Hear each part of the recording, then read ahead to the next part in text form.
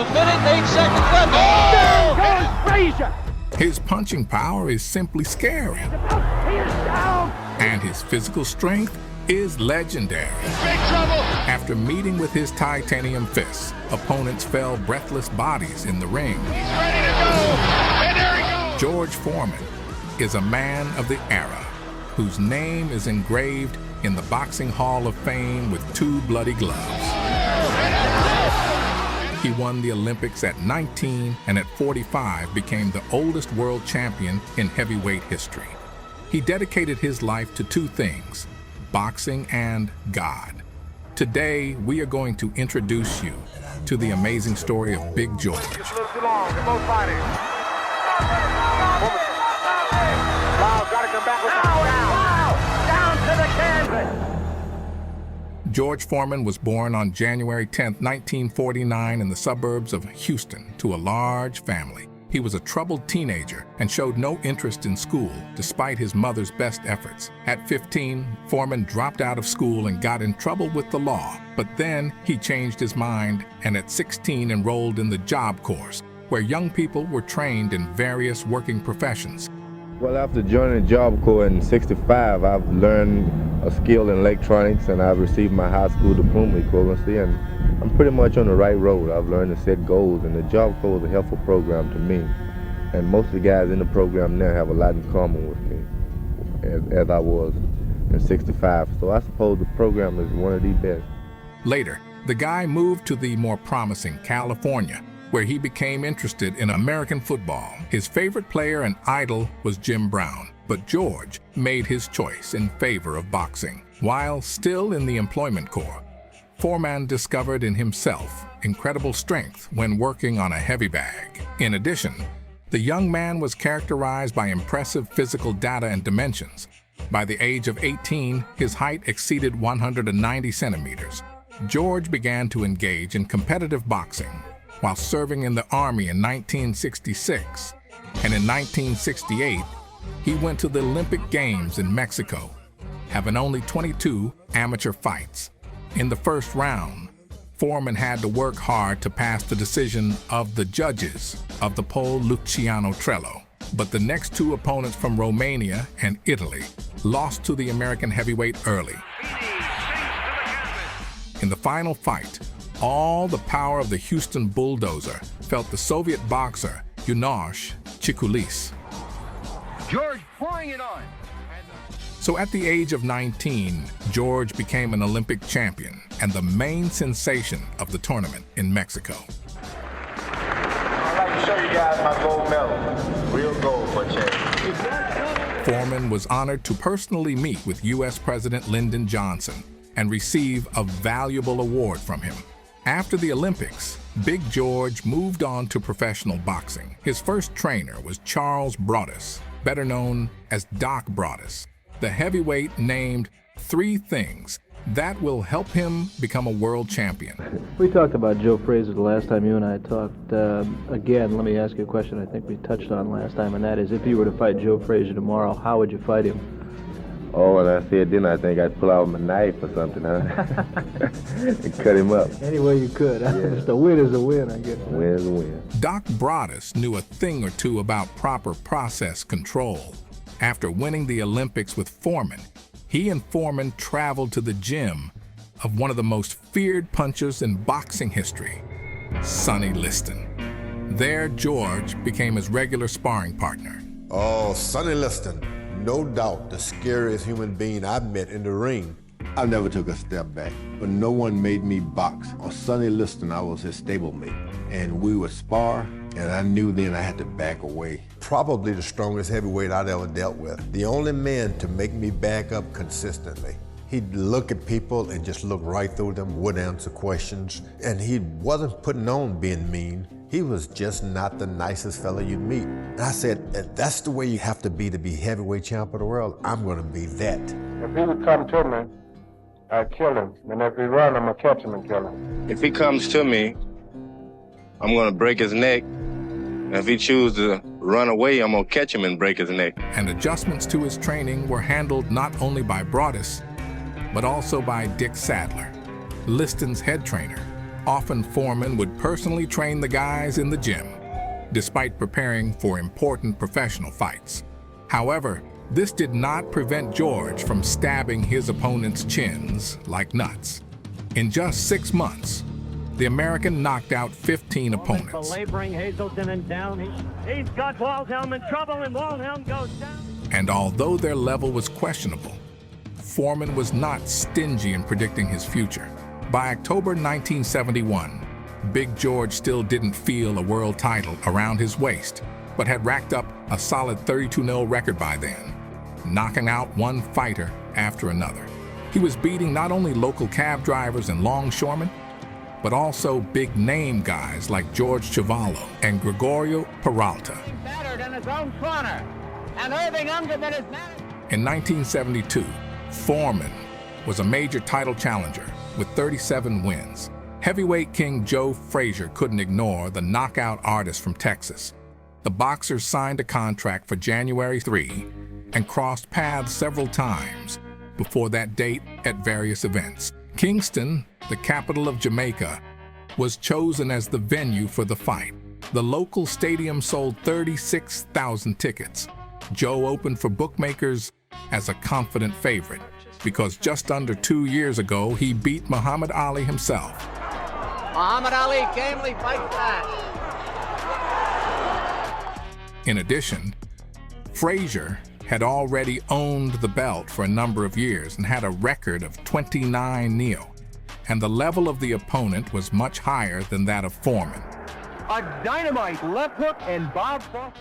The main intrigue of the battle was the knockout, but the question was who. Both had a punch and liked to go home early to their wives. From the start, Foreman lunged at Frazier, but he did not falter and tried to lay siege to his opponent with his left hook. The challenger relied on body punches that could cut down even a bull. He won it now. The champion successfully applied his best blow from the arsenal, but George's concrete head did not even move. Frazier skillfully used his speed advantage, but his physical strength was not enough to match Foreman's. Joe had never had to deal with such an armored train before. Realizing that Frazier didn't have enough knockout power, Big George went for broke and sent the champion to the canvas. Foreman having a very good round. Frazier walked down. From that point on, the initiative went to the challenger. The cold-blooded puncher delivered a parade of knockdowns, forcing the legendary Frazier to lie on the floor like a sack of potatoes. Frazier has never taken this kind of punishment. And it goes down at the bell. Arthur McCanny rules. Muhammad Ali's trainer, Angelo Dundee, who was sitting ringside, literally begged the referee to stop the killing, but the bloodthirsty Arthur Mercante was out for blood. Joe's about to go down, he says. It goes down again. 45 seconds to go in the round. Joe's been down 4 times. It goes down again. It wasn't until Frazier's 6th fall that the fight was finally stopped. Joe is down for the 6th time. Let's see if the referee stops it. The fight is over. Foreman became the new absolute world heavyweight champion at the age of 24. The young knockoutist was overwhelmed by unprecedented fame. Attention of journalists, meetings with the first persons of the state, numerous interviews. Big George made his first title defense against Ken Norton, and the fight itself took place in the Venezuelan capital, Caracas. Norton had a good boxing background, and a year earlier, he had defeated Muhammad Ali himself. Has he gone back that far? That's not easily believable.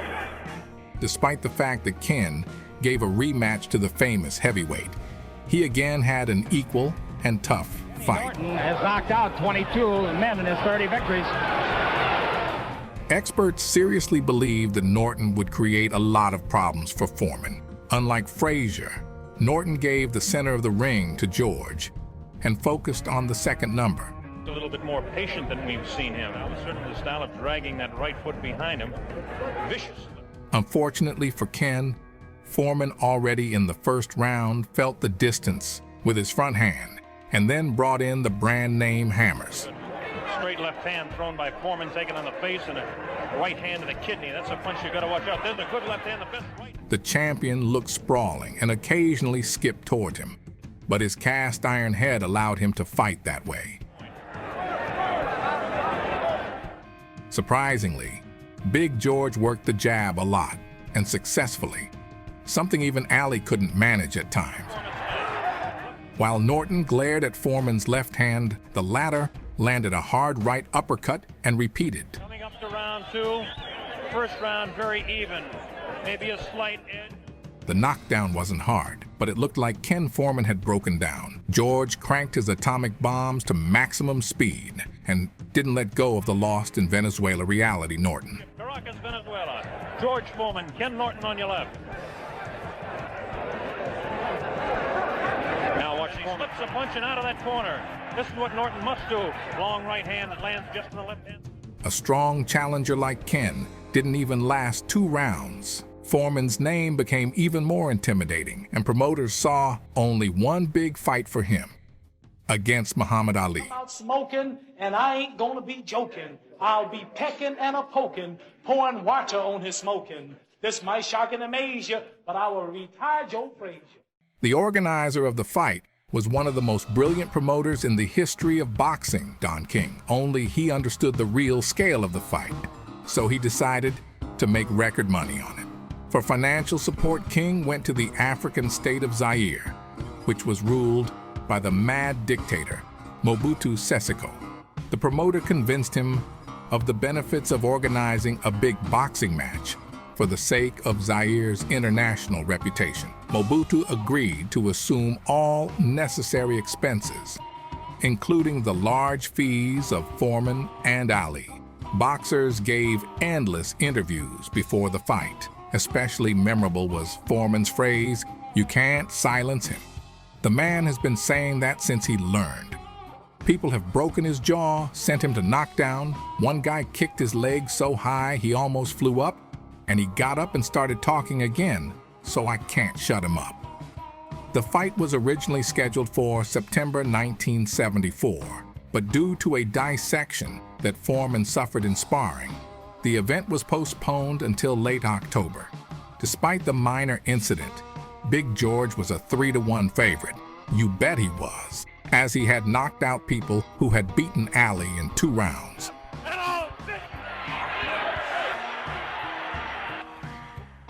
Muhammad chose a rather cunning strategy before the fight. He regularly jogged with the local population, many times organizing open training sessions. Zaireans so penetrated to the openness of their idol that it came back to Foreman. When the boxers entered the ring, the audience shouted Ali Boumé, which meant Ali, kill him.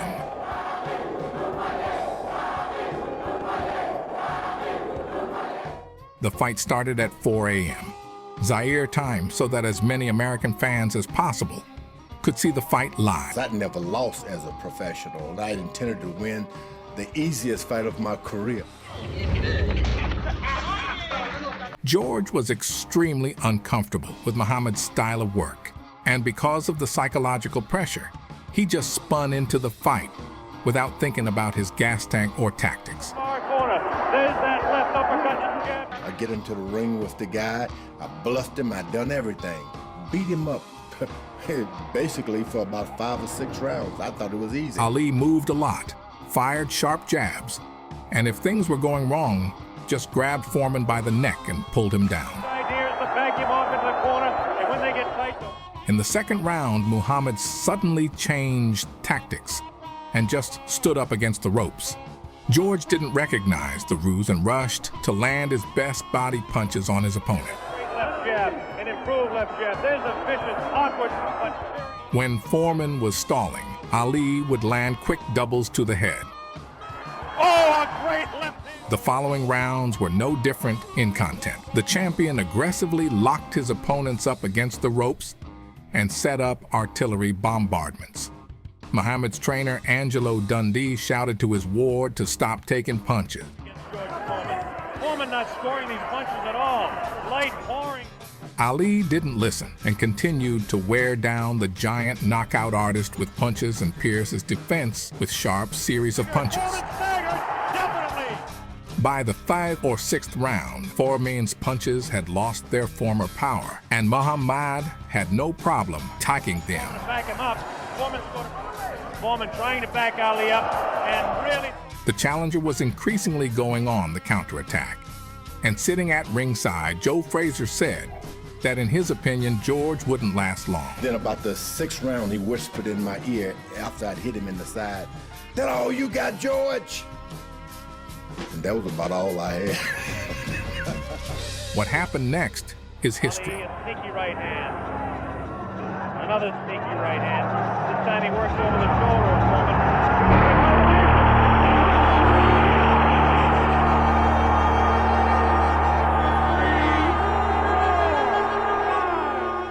Ali riddled the tired Foreman for the amusement of the Zairian crowd and delivered one of the most recognizable knockouts in boxing history.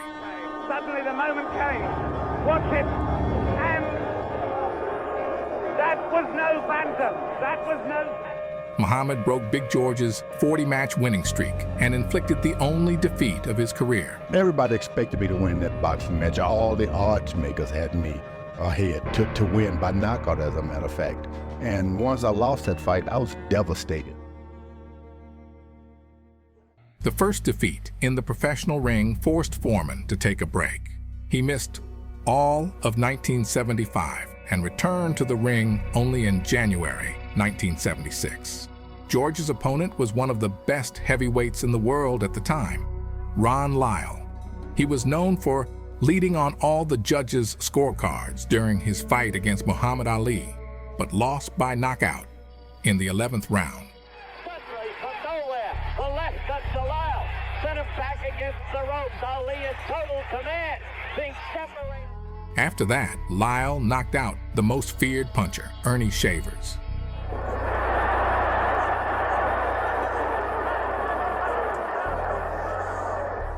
Ron's advantage was his activity. While Foreman was idle, he was fighting and gaining conditioning. Just look at this. Lyle started the fight with a punch from the stratosphere. He's got to win. As the fight progressed, the boxers switched to a jab shootout. Lyle in the white. Fights between those two. Effect of that is really... Nothing foreshadowed trouble, but suddenly Ron threw a hard right punch and shook Foreman. A good right by Lyle. A good right by Lyle, and he's got... Only the final gong saved the former champion from more trouble. George was in no hurry to use his strength, remembering the sad experience of the fight with Muhammad Ali. Lyle is giving Foreman no respect, and he's pressing the action now. Lyle grew bolder and more often began to successfully attack Foreman. Lyle in the white. George was tired of being an outsider in the ring, and he made his presence known. Hurt. Now Lyle is hurt. Quickly, Foreman landed a left and a right and another left, and Lyle's in trouble. He's against the rope. We'd have a slugfest, and that's what we've got. Very good counter right hand by Lyle there. In the 4th round, Ron caught a series of striking hooks. And now truck. Lyle all over. Lyle has Foreman in trouble. Foreman is down. It started with a right, then a left. After the knockdown, Foreman got up, shook off the dust, and sent Lyle himself into a dance. Now Foreman fighting back. Oh, Foreman is in trouble. Lyle caught him with a good left. Now George. Now George struck back. Now George fought. Big George regained his spirits and started throwing punches. Against the rope. Lyle covering up against the rope. His hand was swinging the Foreman, giving him front. George at the head. Lyle gathered him all his power and snowballed it into a separate hook. This isn't artistic. The concrete head saved Foreman from a momentary fall, but the accumulated damage from his opponent's punches poured into a second knockdown. Foreman goes down. Foreman goes down. George, in his customary fashion, survived the round and turned off the lights in the basement in the next. Now it's Lyle. Now it's Lyle. Fight. Utterly without boxing skill. Just punching away. Each fighter in turn, leaving himself open. Both men are really working here. Foreman's using the power in. Lyle's waiting just a little too long. They're both fighting. Lyle's got to come back with one down. At the time of the knockdown, Foreman was losing the fight on 2 judges' scorecards, but managed to take a breather and knock Lyle out in the 5th round. So I decided no giving up. I got him going. Bill Cosby had told me earlier, keep going. You don't want to hear none of this stuff. That was it. Subsequently, the fight was recognized as the best fight of 1976, and Big George got his 41st victory in the pro ring. Sure display of rust. Thank you, George. A modern boxer after such a beating would have rested for at least a year, but Foreman returned to the ring after only 5 months, and even against Joe Frazier. The 2 old friends crossed gloves once again, as Frazier knocked out 2 top opponents after that defeat, and had a great fight with Muhammad Ali in the Philippines. That event was highlighted Thriller in Manila.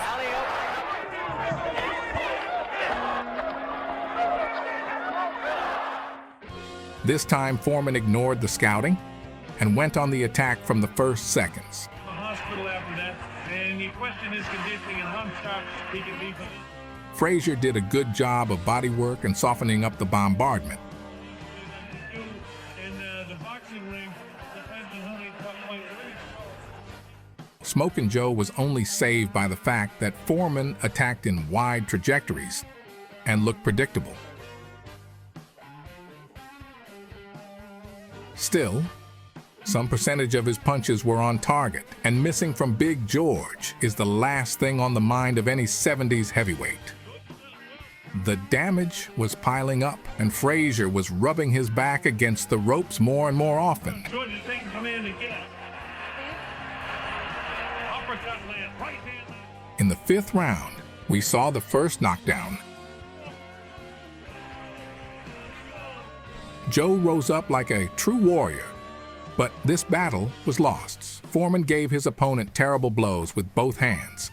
From them, even a rock would collapse.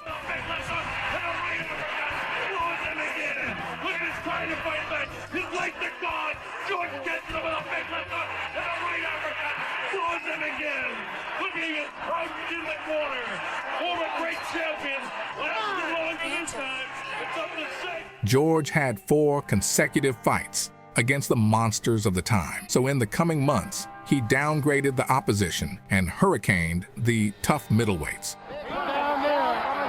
One win separated Foreman from a new title fight. In March 1977, Big George traveled to Puerto Rico to fight Jimmy Young. It's a name not often mentioned among boxing fans, but you need to know that Young had beaten Ron Lyle twice, had a draw fight against Ernie Shavers, and gave Muhammad Ali a tough fight.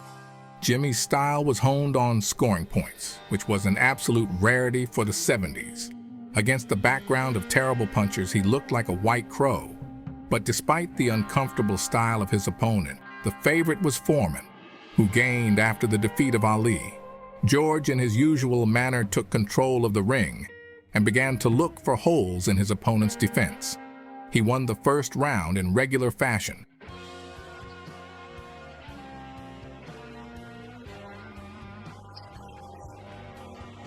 But the faster and more maneuverable Young adapted to Foreman's leisurely pressure and began to play his own game.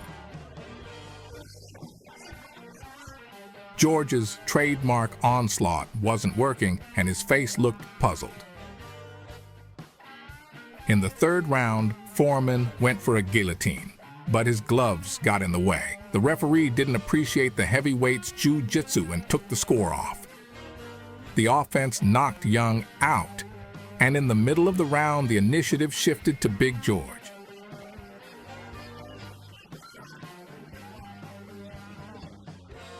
Nevertheless, In the second half of the match, Jimmy looked fresher and acted sharper than the heavy Foreman.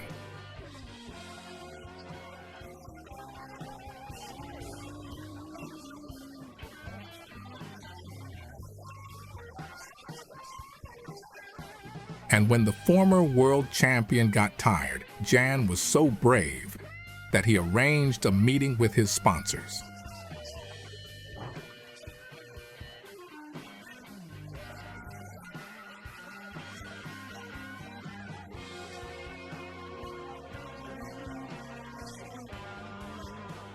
So for the first time in his professional career, the famous heavyweight lost by judge's decision.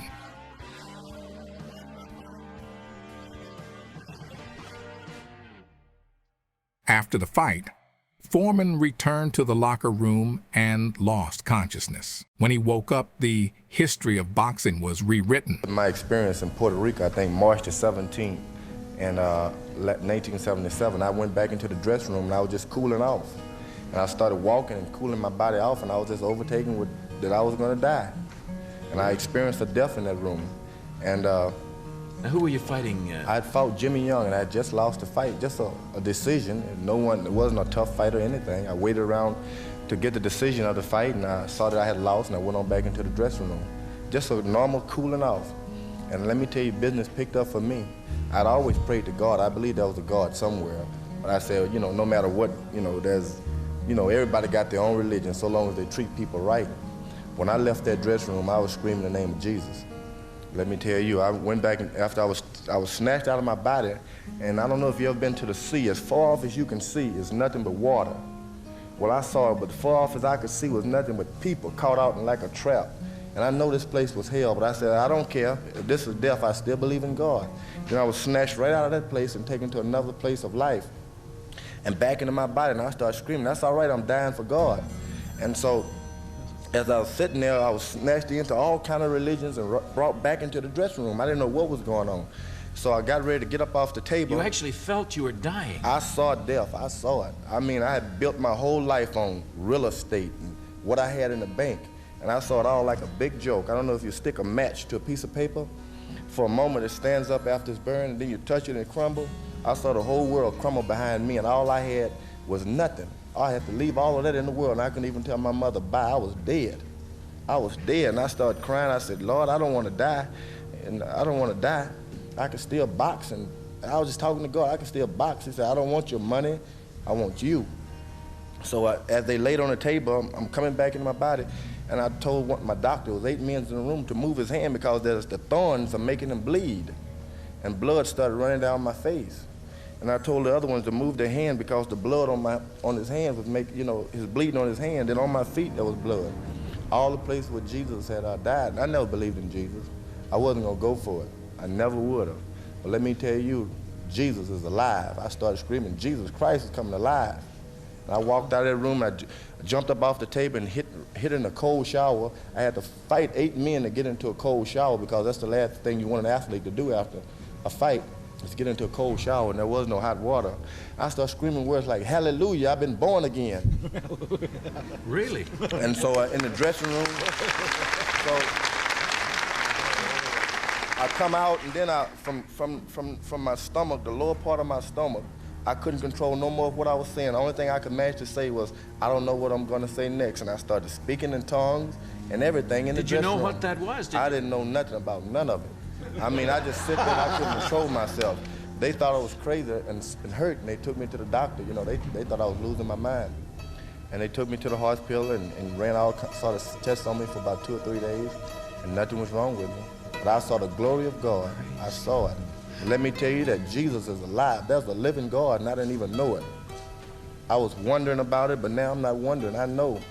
And I thank God because there's a lot of people who think for sure and maybe not, but I know. God, I don't know, for some reason, touched me, an old sinner, just an unclean man out in the world, just doing everything, and showed me that there's a living God.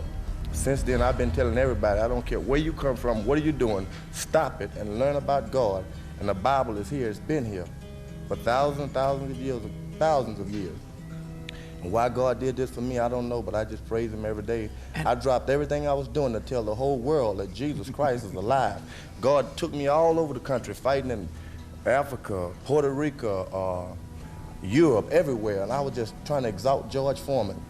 Now I'm going all over trying to tell him about Jesus. What George told in the interview, someone thought it was the consequences of Young's punches. But the boxer really retired from boxing in the late 70s. Foreman was one of the richest athletes in the world, but because of religion, he refused to hurt other people. Also, in 1977, Big George became a preacher and invested in rebuilding a local church. He also became involved with troubled teens and opened a sports center for them. Foreman regularly did charity work and at one point found his accounts empty. A close friend of George invested the money accumulated by the boxer, and they went bust. I'd made millions in my first career, literally millions of dollars. And by the time 10 years had gone by, I realized that I wanted to do a lot of good, and it took money to do it. I did a lot of things with money, and I looked up and didn't have the kind of money I wish I had. And that was one of the reasons I had to make a comeback to boxing. I was no longer the wealthy boxer who had undertaken being an evangelist. To what extent was that largely the reason, the fact that you wanted funding for the youth center? And one day I was out playing basketball with one of my attorneys, and we were playing ball, but he wanted to be serious with me and didn't know what to do. He said, "George, you have this place, but you got to be careful. You may become one of those bad stirrers like Joe Louis, a guy who had so much money and lost everything. And, you know, this place is costing you a lot of money, the George Foreman Youth Center." And I thought about, I'd had Rolls Royce convertible, I had swimming pools and homes, and here it is, I'm worried about having funds for this place that these kids need me. And that's when I decided I was gonna have to do something, raise some money. And I decided right then, I know how to get money. I'm gonna be heavyweight champion of the world again. Foreman had been out of the ring for 10 years and didn't even maintain physical activity. He was overweight even for a heavyweight, and his first workouts were like hard labor. In addition, in his younger years, George, characterized by great physical strength, tore his back, pulling on his hump-year-old stallions and towing trucks. Therefore, the standard training had to be replaced by working with iron and cutting trees. In March 1987, exactly 10 years after his last fight, Foreman returned to the ring with a record weight of 121 kilos. In just 2 years, Big George knocked out a series of 18 consecutive knockouts. By the age of 40, the boxer had slowed down a lot, but began to pay more attention to defensive actions. Many experts of those years called the old Foreman an improved version of the young one. The first serious test of age George underwent in a fight with Jerry Cooney. Despite the age difference in favor of the latter, Foreman looked like a true dominator. To work on with Jerry Cooney.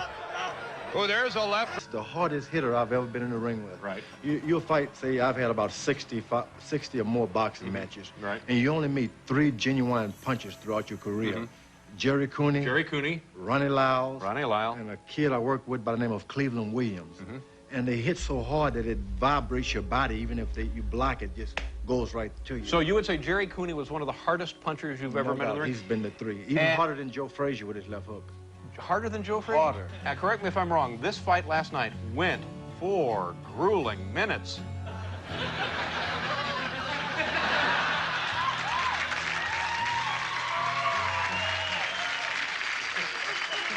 Trouble. He's ready to go, and there he goes.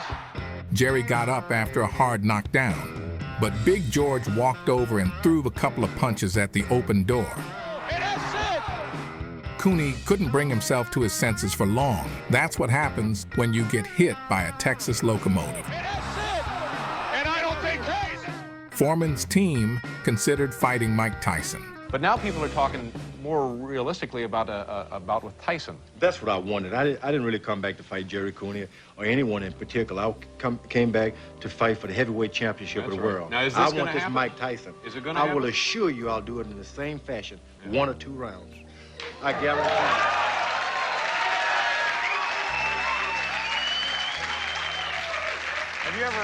Have you ever met Mike Tyson? I've met him. Yeah. When was the last time you chatted with him? He didn't want to speak too much, you know. It was more, I grabbed him and hugged him, and the next time he saw me, he ran. I guess he didn't want to be hugged. Other famous heavyweight, Evander Holyfield. At that time, he was the absolute world champion in heavyweight and had a record of 25 non-su. Holyfield as a cardboard folded Buster Douglas, and his combination work took his opponents by surprise. He's really upset. He's fighting angry. Holyfield trying to pull it out. The fight was scheduled for April 1991, and the organizers were busy pre-match hyping the encounter. Evander, as the absolute world champion, was the clear favorite, but they were in no hurry to write off the 42-year-old Foreman either. By that time, George had racked up a streak of 24 consecutive victories, and his record was 69-2. For the first time in 16.5 years, he was beating heavyweight for the crown again. The bout drew a lot of attention from the boxing public, and 1.4 million pay-per-views were sold to fans. Holyfield's fee was over $20 million, and George's fee was over $12.5 million. Foreman came out to bless his once nemesis and now close friend Muhammad Ali. The audience welcomed George's announcement with loud applause. The challenger and former heavyweight champion of the world,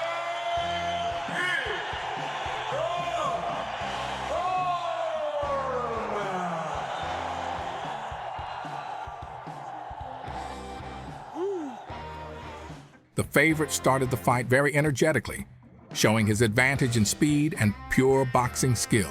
As expected, pressing the action. Got to use that speed from the outside here, and then do exactly that. Pop and go. That's what Foreman does halfway through the first round. Oh. And Holyfield with a combination. Left hook, right hand. With the left, Foreman is. And here comes Holyfield. Good left. But Foreman's jabs sent Evander's head flying off like a volleyball. George. In the second round, Big George became more active and gave the young man some fatherly admonitions.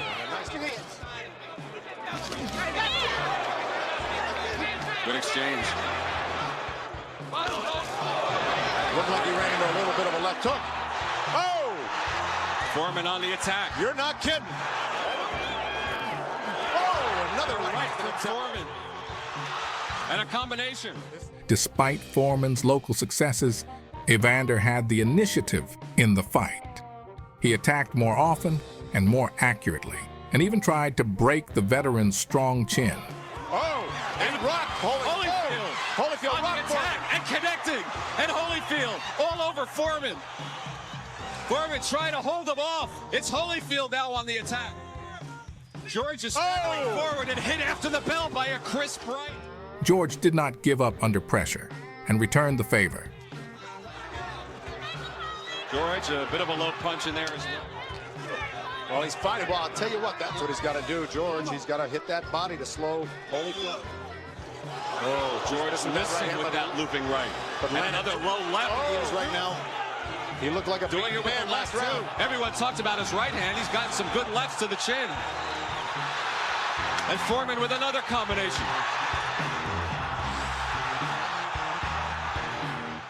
You know, George Foreman always promoted his strength. His strength was his everything. Yeah. And like this, and so, you know, and so he pulling the big old truck on his shoulders and all this and stuff like that. And so, you know, I had people talking about, well, he did this, he did that. I said, look, hey, I said, boxing is not all about strength. I said, no. I said, he got to try to hit me. I said, he's slow as Christmas. I said, he's slow as Christmas. I said, you know, he's not fast. I said, you know, so he throw these big shots. But the difference is that he got good timing. And so that's what I realized, because I pulled back, and by the time I pulled back from the shot ain't got done yet. Bam! I bring my head back because that's how slow he is. His timing, but he got right time. He know that you gonna come back at the right time when you, because he's supposed to don't miss me, and I come back. Bam. When I come back, it's coming. Oh, Yeah. Right? So I realized, oh, okay, then I got to dance around him a little bit and pack him like this. And so the whole big thing about boxing is making the guy come forth while you punching at the same time. That's how you can maximize your power on him. Due to his age, Foreman had to take pauses. And during this time, Holyfield scored points on the judges' scorecards. Oh, strong right from Holyfield. Back and forth action here. And a left from Holyfield.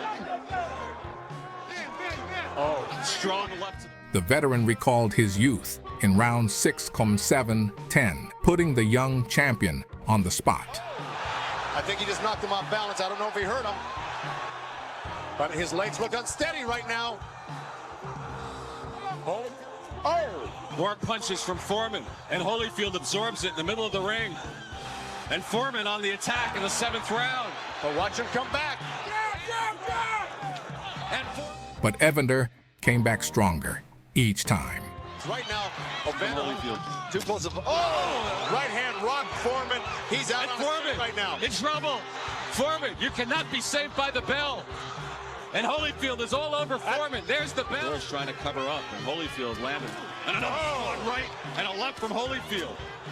And one to the body from Holyfield. Another strong right. The final round, as it should be two great champions, passed in mutual attack. As you mentioned, Angelo done round from our estimation to win this fight. But he certainly had his moments along the way. One big bomb, but he lands a right. And Holyfield comes on strong with a stage there by Holyfield with 15 seconds to go in the fight. And the crowd at the Atlantic City Convention Center comes to its feet to applaud that. Evander won the fight by unanimous decision of the judges and retained the title of absolute world champion. However, Foreman showed even more than expected in the ring and solidified the love of the fans. It was a good fight. Everybody was happy. I was completely contented because I went to 12 rounds. I thought I had him knocked out 2 or 3 times. Maybe I spent too much time looking for a knockout, not on making points. The thing is, I got a game champion we have. Everybody should be proud of that fella. What kind of game plan did you go in with, George, and what kind of adjustments did you have to make? I went in looking for a knockout, and then in the middle rounds, I realized, hey, this guy's going to be around. So I started to build up points, not enough. And but realistically, he fought a great fight. I feel contented because I showed, look, he won, but it had nothing to do with my age. He had to reach deep down within him and prove that he was a champion. And I reached down and proved. And in the end, I had him holding on. But someone let a mule loose, and he kept kicking me. Deep down in your heart, did you really believe that you could go the distance and perform that well? Oh, yeah. It was a matter of just getting out there doing it. I was out of the ring for 10 years. Didn't even box. I came back to become a bona fide contender. Fought the heavyweight champion to somebody had to get the decision, and he's a fine man. He deserves it. But I proved for sure, age 40, 50, 60 is not a death sentence. You may get a lot of bruises, but hey, my. Despite the defeat, George was not going to think about ending his career until he became a world champion again. He produced a streak of 3 straight wins, defeating Jimmy Ellis, Alex Stewart, and Pierre Kotzer. Your coach is the type of guy that, In June 1993, the 44-year-old Foreman became the challenger for the vacant WBO title. His dance opponent was young heavyweight star Tommy Morrison, with a record of 36-1. Morrison was 20 years younger than George. Really to get himself back in the good left hand down goes Toss. All time. Any questions here? Foreman, in his usual fashion, would go to his opponent first, push him down, and deliver sprawling but crushing punches in the aftermath.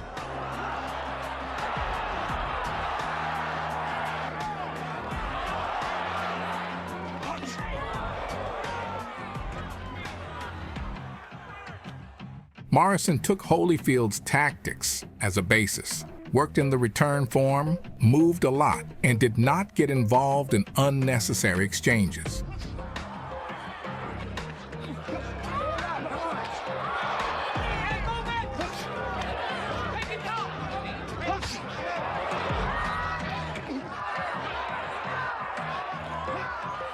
As a result, Tommy was able to realize a functional advantage over the aging heavyweight and won most of the rounds. All three judges gave the win to Morrison. After two lost title fights, the press started talking about the fact that it was time for Foreman to take a well-deserved retirement. George Foreman and Tommy Morrison. Was this George Foreman's last fight? He loses the unanimous decision to Morrison in Las Vegas. Foreman, he said going in this would probably be his last fight, and the way he was decidedly outpointed by Tommy Morrison tonight. It's all about personal punishment, respectful dislike for your opponent.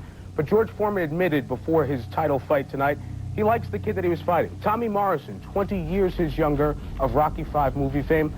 Foreman has found fame in his comeback, and his next definite date is a network TV sitcom.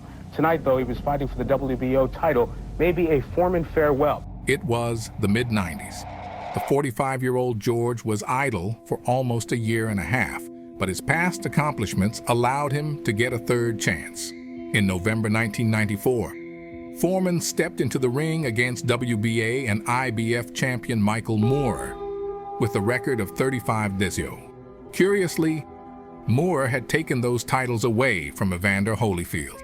The experts didn't give George a chance. Mike Tyson was away in prison. Evander Holyfield and Riddick Bowe were in the process of deteriorating each other. Lennox Lewis had lost unexpectedly to Oliver McCall, so the landscape was open. Few days after Michael Moorer beat Evander Holyfield, I got a call from George. And I said, George, you can't kid me. You want to fight Michael Moorer. And he said, more than anything else in the world, get me that fight. I just want to go out there, show the world that 45 and 55 is not a death sentence. We can do anything we want to do. It sort of became everybody's friend. And a great quote. Let me talk to George. George will give me a quote. He didn't even ask you, what do you need? Moorer lost patience with his antics. I knew what Teddy had told me, like, he's a big con.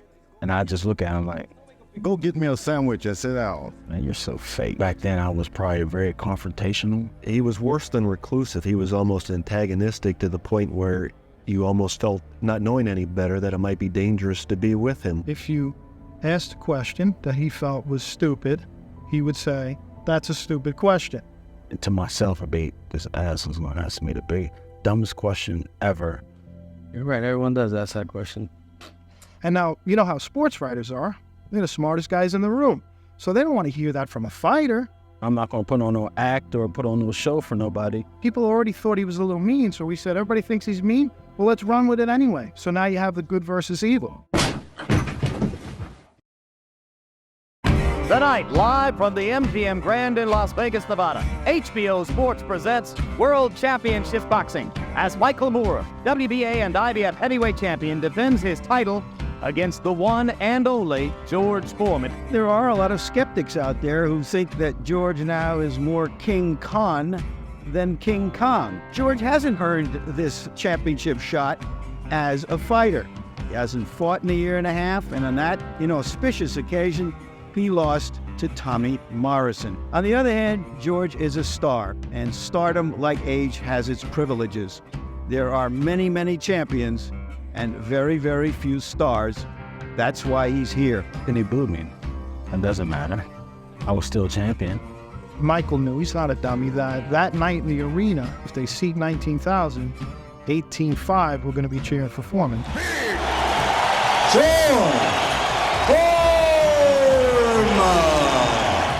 At that point, I just thought that middle-aged men don't knock out 25-year-old heavyweight champions. All the boys ran in here.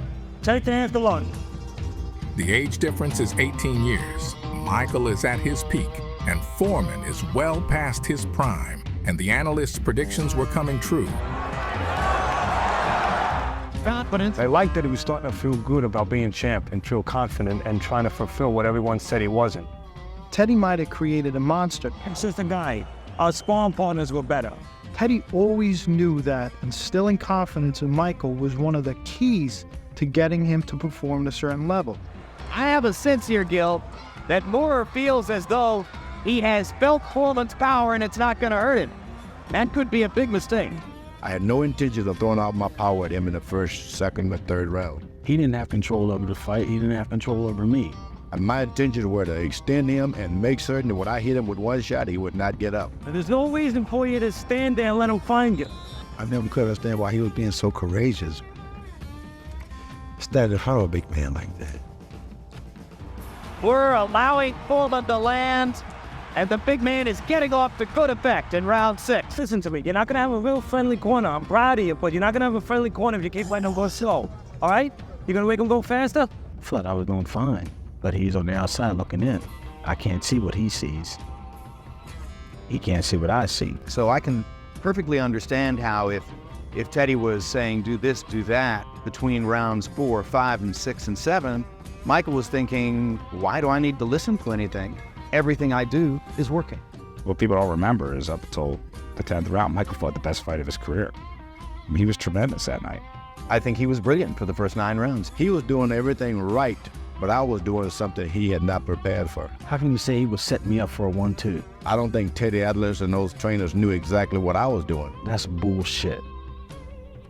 Totally. What's not bullshit is that George knew his best chance to hit you was with a blind punch you wouldn't see. That's those slow reflexes. I think the myth of George's power has been exposed by Michael Morris so far. He's swollen up, but he was losing. He was starting to wonder whether or not he was going to pull it off. Moorer outpointed the aging slow veteran and led on all the judges' scorecards. I fought Muhammad Ali in Africa, and I know what it felt when he got in the ring and everyone was cheering for him. I could hurt him, but the crowd just kept him on his feet. Now, for the first time in my life, I was feeling the same thing. Here was a guy that was clearly on a mission in his own life. You just knew you were dealing with something that mentally was a little different. I was able to get a body punch in, just one body shot. He threw that left hook just to move this guy. I gotta get him to move this way. If he moves this way, I'm not gonna be able to land this punch. I would hurt them. I'd use the old cattle tactics. So he was calm. He had the ability to think like that. I knew then if I knocked him down once, he would have to stay down. Win or lose, George is going to have a left eye swollen shut tonight. George's best punch is still that left jab. And my jab was going to be the most important punch in the boxing match. He'd still snap a left jab out, but not too much else. So don't worry, Mike, I'm an old man. Don't worry about that. And you stand there. And then all of a sudden, boom, bang, there's a right hand right behind it. Don't stay there because he's looking to set you up one shot, and then he'll open up a combination to the edge. Moorer outpointed the aging slow veteran and led on all the judges' scorecards after the 9th round.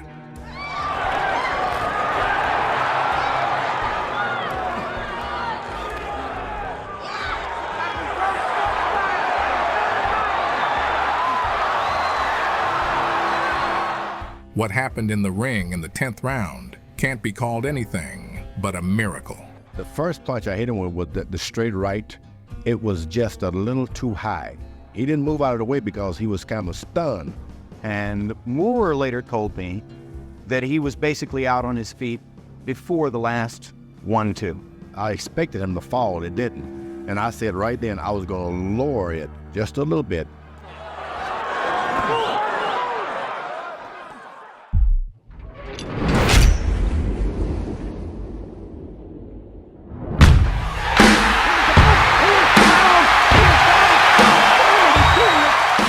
Foreman, with a barely noticeable killing double straight, turns off Moorer's lights and becomes world champion at the age of 45. This record has not been broken by anyone to this day. I think that George has advanced ring intelligence. I had this all playing out for the previous 3 months. Bullshit. Don't fake it. You got lucky. I can't believe it. I can't believe it. Nobody had any idea that I was setting this fight up all night. He never saw it coming. Everything disconnected. My body was completely dead. I was devastated. I had told George for months, George, how are you going to find him? You haven't fought in a long time. He moves in there. He goes at a different angle. He's a southpaw. He wouldn't stand still for Holyfield. Why would he stand still for you? And George said, you watch. Somewhere late in the fight, he's going to come stand in front of me. Wow. I dreamed I knocked Michael Moorer out before that fight. George knew this all along. George saw this from maybe, from 5 years before. this is Zaire all over again, but I'm the guy who's going to win this time. I'm the guy who's going to be too smart for that other guy. I lose the title in Zaire, and that wasn't the best of me. There I'm on the canvas, I try to beat the count. I had all kinds of excuses, but it was a hard thing, and it had been a hard thing to live down that you are the heavyweight champ of the world, yet you don't have the title. For years, I had to live with it. I saw George at a function here a few months back, and they showed the tape of him knocking me out. And I'd said a few words. I says, just think, if I'd have ducked one more time, we'd be sounding Michael Moore girls instead of George Foreman girls. Somebody once asked me if was George Foreman winning the heavyweight title at age 45 tougher than Jack Nicklaus winning the Masters at age 46. And as much as I love Jack Nicklaus, nobody was hitting Jack Nicklaus. Michael Moore was still punching George Foreman. George Foreman said numbers are for accountants, and he proved it in the ring where it counts. The oldest man to challenge, and now the oldest man to win the heavyweight crown. George Foreman, hallelujah. Hey, hallelujah is the word. You know, it's not important that I won the heavyweight champion. The most important thing that may be overlooked is that I was given the opportunity to fight for the title. This is the place, this is a country where if you really believe in yourself, they'll give you a second and a third chance. I'm here as living proof that this is a compassionate society that doesn't give up on the underprivileged even when they get to be, how old am I? You'll be 46 in 10 weeks, George. At the age of 46, Big George defended his IBF title against Axel Schulze. The German heavyweight looked preferable to the veteran, but the victory went to the richer and more famous boxer.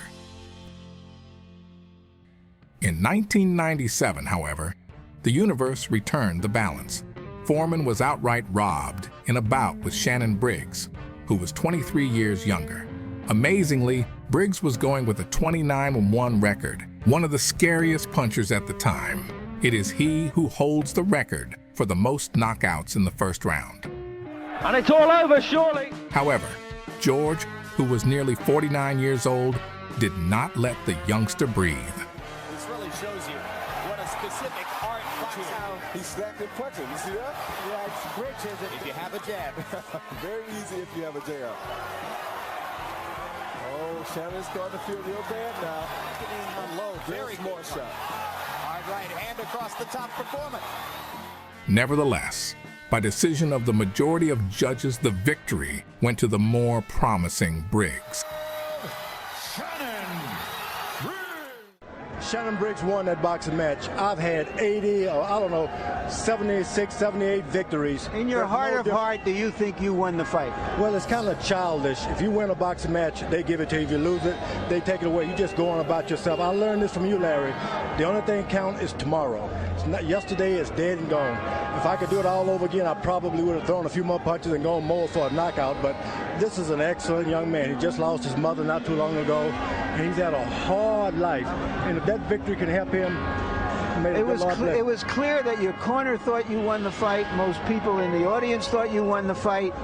Going into the last round, did you feel you'd won the fight? You didn't have to score a knockout? Well, that fight is gone, Larry. You got to start crying about something for tomorrow. It was this fight that marked the final point in the great Foreman's career, with a record of 76-4 and 68 knockouts.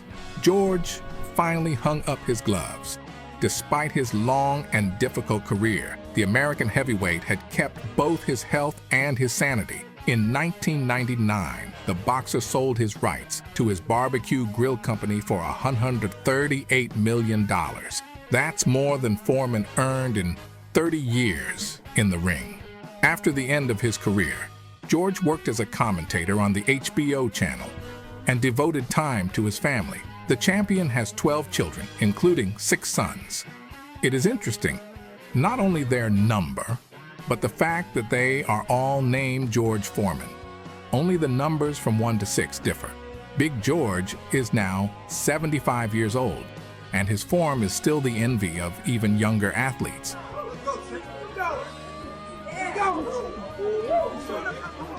Foreman's career epitomizes the golden era of boxing in the 70s and 90s, when boxers faced the toughest challenges of their lives for the love of fans and full arenas. George faced all the legends of his time and never once shamed his honor. This man rose up after heavy defeats and only came back stronger.